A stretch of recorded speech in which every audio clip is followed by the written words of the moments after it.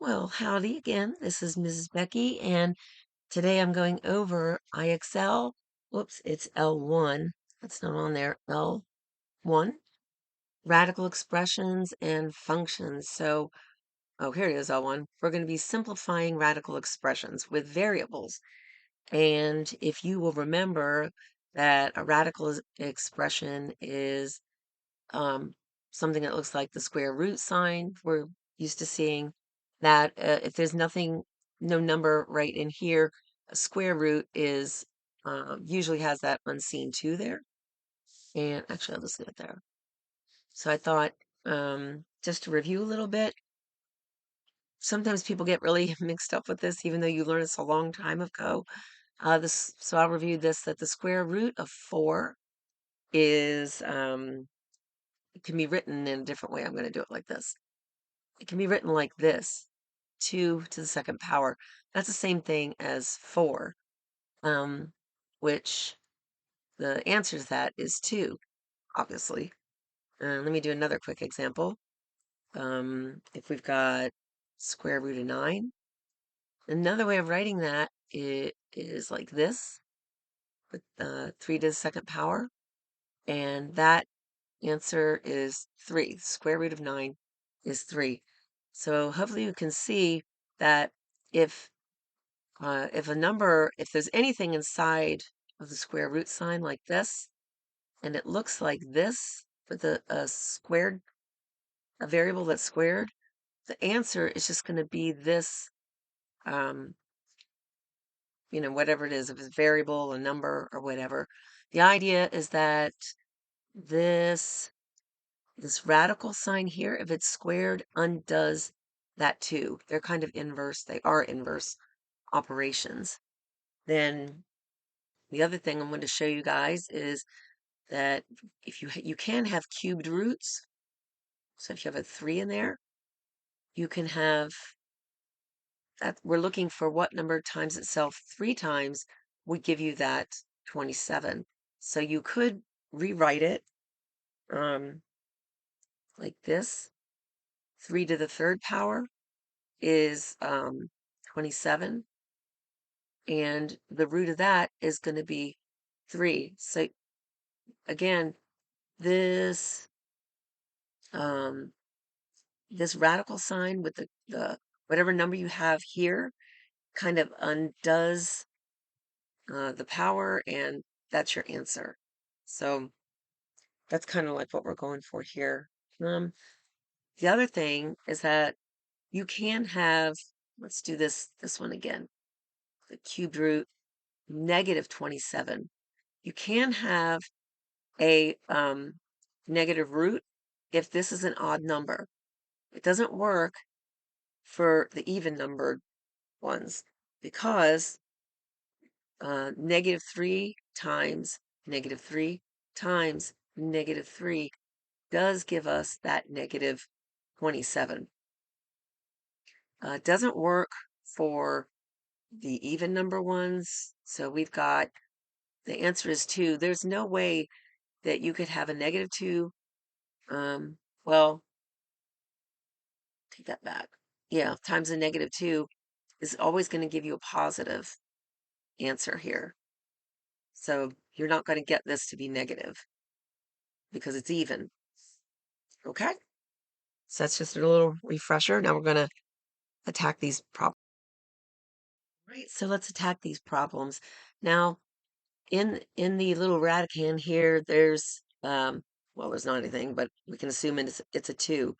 So what we're looking for, as we discussed before, if there is a 2 inside of this radican, you can pull it out and it becomes a real number. So what we're going to do is break this up and rewrite it.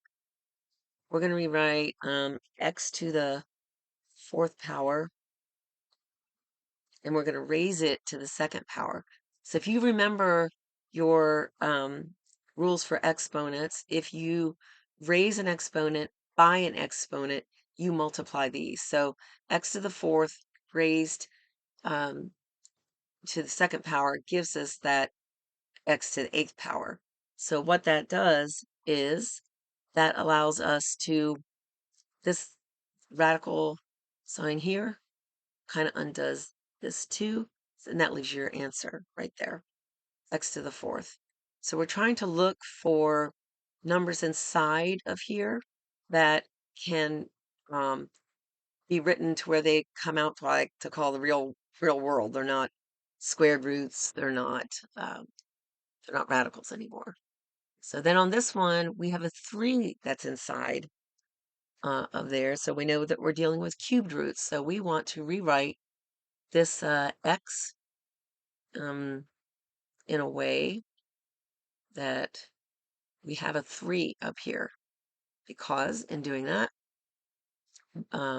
this radical sign undoes that cubed root, and that leaves us our answer as x to the second power. Okay, so moving right along, what do we have next? The 16th. So we're going to rewrite the x as 8 times 2. That's all in here. And that means that the final answer is x to the 8th power. So some of these are pretty simple. Again, this undoes that. All right, now this next one gets a little bit lengthy. So you can, there are different tricks that you can do on your calculators or different apps and things like that. I'm trying to think about. You can start. I had that written down. It is. Hang on a sec. Okay, so for this large number, 512, again, we are looking for numbers that can be written, since this is a square root, with the power of 2. Um, so sometimes it helps if you take the number and you start breaking it up into primes. So I've just divided this by 2, and 512 divided by 2 gives me the 256. And what you're looking for are square numbers. So you can just start fooling around with these larger numbers. Just check and see, is 256, plug it in your calculator and see, is it a perfect square? And it is, just by checking in your calculator. That's probably an easy way to figure those out. So that's what you're looking for, is square numbers. So we're going to break this down as 200, 256 times 2. That gives us the 512. So we've broken that down. So let's deal with the x. We've got x, we're going to call that to the 4th times 2. Okay, so we're going to leave it like that for now. Now this one, we're going to need to rewrite. So we will call that 256. Again, remember, we're looking for these squared numbers times 2. And then we've got the x to the 4th to the second power. Of course, that's all under there. Now we can just simply pull this this out. So remember, I told you that this radical sign undoes the 2, so that is 16, comes out in the real world. We're not going to mess with that, but this gets undone, so that gets to come out to the real world, x4. We can't do anything with that, so it's going to stay inside. And that's going to be your final answer on that one.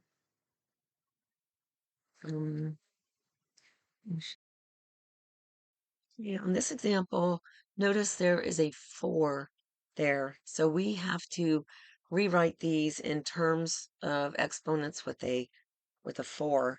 Now, so we're looking for what number times itself 4 times is going to give you 81.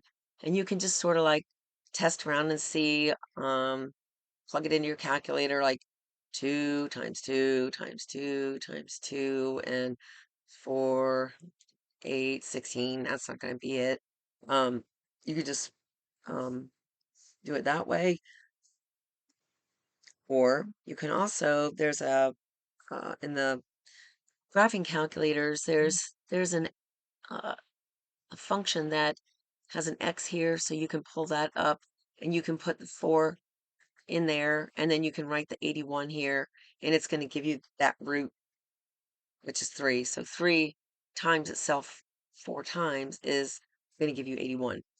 But I don't know what kind of calculators y'all have. But anyway, so we're going to rewrite this as 3 to the 4th power. I don't need that there. Actually, let's just do it like this. So both of these are raised to the 4th power, which means this is gone, this is gone. So that's going to be your answer. It's just going to be 3x. That's the 4th root of this one. So the next example over here is, right, that one is a cubic. So we're going to need to rewrite these in terms of exponents with a 3. All right, so I'm going to write the x as 6 times 3. And I can rewrite the y as y to the 4th times 3. Because, again, when you're raising an exponent by an exponent, you multiply them. And that's all in here. But, oops, that has a 3 in there. So then, these 3's are gone, so this is just your answer. X to the 6th, y to the 4th is your answer on that one. Okay. Next one, this is a 5th root, so we need to rewrite these with exponents of 5. Now this negative in here, because it's an odd number of times that we'll be multiplying it, it can be negative because if you're multiplying something by itself an odd number of times, the answer will come up negative. All right, so you can mess around with your calculator and find out what number times itself 5 times is going to give you that. So, but remember, it's going to be a negative. So I know that negative 2 raised to the 5th power is going to give me negative 32. And this x already has a 5th power. And the y we can do as 2 times 5. And all that's in the radical sign. And that gives us a final answer of negative 2x. Because remember, this is gone. Y to the 2nd. That's our answer on that one. On this one, next one, we have a 4 here. So we need to rewrite these with exponents of 4. Now, if you remember this number 512 from earlier, we said that 2 times 256 gives us this 512. So again, we're looking for different numbers that we could break this 256 up using an exponent of 4, which again, you can mess around with your calculator. But I know that it's 4 to the 4th would give us the 256. So we're going to rewrite that as 4 to the 4th power times 2. Can't lose that one. Now the x we're going to rewrite as 2 to the 4th power. And the y is going to be to the 3rd power raised again to the 4th power. Those multiplied out together gives us that 12. And all of this is underneath the radical sign. Now, again, let's see. So, oops, that's there. So these 4th powers are now gone. So our final answer is going to be 4 times 2. Yeah, we still have our 2. And it's going to be x squared and y to the 3rd. Mm, mhm. Right. Now um, there's a problem with this one being raised to the third power. So because there's it's odd, an odd exponent, and it's inside of an even radical here. Uh, the problem is that this can't be a negative number in here because then this is all positive. If we plugged in a negative number inside for y, whoops, do that better. That's going to be a big problem. So it can't be negative. So I'm going to put it inside those absolute value bars just to show that it can't be negative. Then if we multiply our 4 times our 2 is going to be 8. We have x squared and, oh, I'm sorry, this 2 did not come out. My bad. Hang on. Yeah, that 2 couldn't come out. We're only pulling out the ones that have a 4. That was going to stay in. The y is going to stay in here. Now, the only thing that's left over is that 2, so it's going to stay in there. And don't forget you have your little radical of 4 there. So this is actually going to be your final answer on that one. Just went ahead and gave one more final example for you guys to check out. And so it was a cubed root one, and we had a negative 216 inside of here, and I figured that out to be a negative 6 to the third power. Raised all these, rewrote them as third power variables, and that's what we have there. So that's all I got to say about that. Hopefully that makes sense to y'all. See you next time. Bye.